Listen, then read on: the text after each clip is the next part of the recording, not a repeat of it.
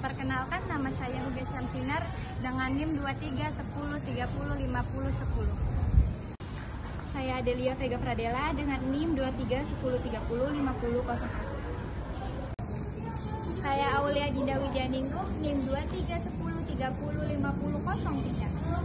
Kami dari kelompok 3. Video ini dibuat untuk memenuhi tugas mata kuliah Fisika Kesehatan mengenai penjelasan tentang tensimeter, termometer, dan stetoskop.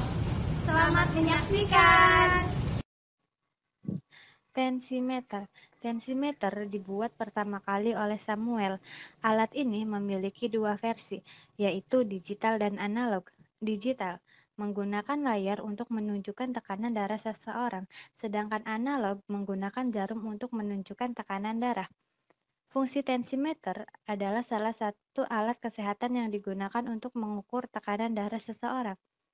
Cara kerja tensimeter digunakan untuk mengukur tekanan darah pasien. Hubungan alat tensimeter dengan ilmu fisika adalah menggunakan prinsip gelombang ultrasonik untuk mengukur tekanan darah.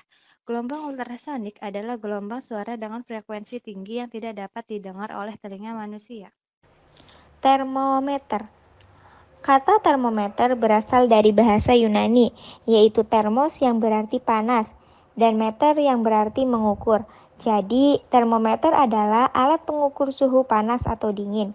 Sebuah termometer biasanya terdiri dari sebuah pipa kaca berongga yang berisi zat cair, yaitu alkohol atau air raksa, dan bagian atas cairan adalah ruang hampa udara. Hubungan alat termometer dengan ilmu fisika.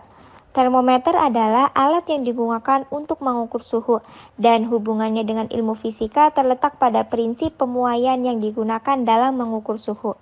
Prinsip ini menyatakan bahwa ukuran suatu benda akan bertambah ketika terkena panas. Misalnya, termometer raksa menggunakan cairan raksa yang memuai. Ketika termometer ini menyentuh benda dengan suhu tinggi, energi panas akan berpindah dari benda tersebut ke permukaan termometer yang bersuhu lebih rendah, membuat permukaan termometer menjadi panas. Panas ini menyebabkan raksa di dalamnya mengalami pemuaian, yang kemudian menunjukkan indikator suhu pada termometer. Selanjutnya yaitu cara kerja termometer. Yang pertama ada termometer air raksa. Termometer air raksa merupakan jenis termometer yang paling banyak digunakan. Cara pakai termometer ini yaitu dengan diselipkan ke dalam mulut atau ketiak. Cara kerja termometer air raksa. Ketika mendekatkan termometer suhu yang ada di luar lingkungan, cairan raksa dalam termometer akan mulai memasuki proses pemuaian. Proses pemuaian itu mengakibatkan volume air raksa terus bertambah. Dalam hal ini, air raksa akan bergerak naik mengisi ruang kosong dalam tabung. Semakin bertambahnya suhu, semakin bertambah juga volume air raksanya. Butiran air raksa bergerak naik ke ruang kosong dalam tabung dan berhenti pada angka yang menunjukkan suhu tubuh. Termometer ini sudah tidak umum lagi digunakan karena tabungnya rentan pecah, sebab kandungan merkuri di dalamnya memiliki resiko jika langsung terkena kulit ataupun lidah. Yang kedua yaitu ada termometer digital. Termometer digital menyajikan suhu tubuh dalam angka digital.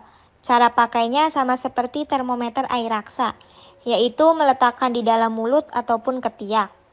Bisa juga dimasukkan ke dalam anus. Untuk termometer digital, saat digunakan biarkan 2-4 menit sampai termometer berbunyi dan muncul angka pada akhirnya. Yang ketiga yaitu ada termometer inframerah.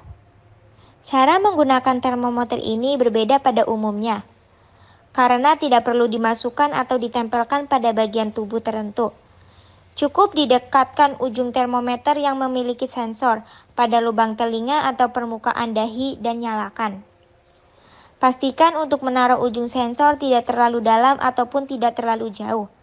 Nantinya dari ujung termometer ini akan ditembakkan sinar inframerah yang dapat mengukur suhu panas tubuh. Yang terakhir yaitu ada termometer empeng digital. Termometer empeng digital biasanya untuk bayi, anak kecil ataupun bayi. Cara pakai termometer ini cukup mudah. karena bentuknya mirip seperti empeng ataupun dot. Hanya perlu dimasukkan langsung ke dalam mulut dan tunggu 2-4 menit sampai hasilnya muncul. Stetoskop berasal dari bahasa Yunani, yaitu stetes yang artinya dada dan skopein yang artinya memeriksa. Stetoskop adalah sebuah alat medis akustik untuk memeriksa suara dalam tubuh. Stetoskop banyak digunakan untuk mendengar suara jantung dan pernapasan. Selain itu, stetoskop juga digunakan untuk mendengar usus dan aliran darah dalam arteri dan vena.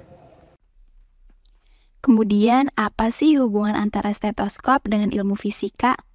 Stetoskop adalah alat yang digunakan dalam bidang medis untuk mendengarkan suara yang berasal dari dalam tubuh manusia, seperti suara dari dada, paru-paru, dan juga jantung. Prinsip kerja stetoskop akustik memanfaatkan ilmu fisika, khususnya gelombang suara dan gelombang bunyi. Gelombang bunyi adalah getaran yang merambat melalui medium seperti udara yang menyebabkan perubahan tekanan. Gelombang bunyi memiliki sifat-sifat seperti resonansi dan refleksi, serta memiliki macam-macam bunyi seperti nada dan desah. Fungsi alat stetoskop. Fungsi utama stetoskop adalah untuk mendengarkan suara yang berasal dari dalam tubuh manusia. Alat ini sangat penting dalam diagnosis medis, termasuk dalam praktik kebidanan, untuk memantau kesehatan janin dan ibu selama kehamilan. Stetoskop juga digunakan untuk mendengarkan suara yang berasal dari dalam organ-organ lain seperti dada, paru-paru, dan juga jantung. Kemudian, cara kerja stetoskop dalam aplikasi praktik kebidanan. Stetoskop digunakan dalam praktik kebidanan untuk mendengarkan suara yang berasal dari dalam tubuh ibu selama kehamilan, seperti suara jantung bayi, suara dada, dan suara paru-paru. Prinsip kerja stetoskop memungkinkan dokter atau bidan untuk mendengarkan suara-suara ini melalui diafragma dan bel yang menyalurkan frekuensi suara yang berbeda. Stetoskop juga dapat digunakan untuk mendengarkan suara yang berasal dari dalam kandung kemih, yang sangat penting untuk memantau kesehatan janin. Istilah dalam penggunaan alat stetoskop. Yang pertama, diafragma, yaitu bagian alat yang menyalurkan suara dengan frekuensi tinggi.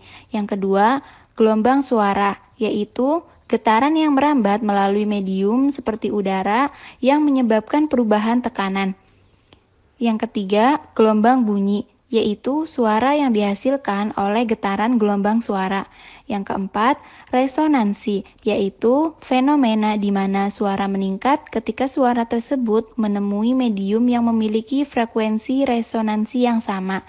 Yang kelima, refleksi, yaitu fenomena di mana suara menyebar dalam berbagai arah dan kembali ke sumbernya.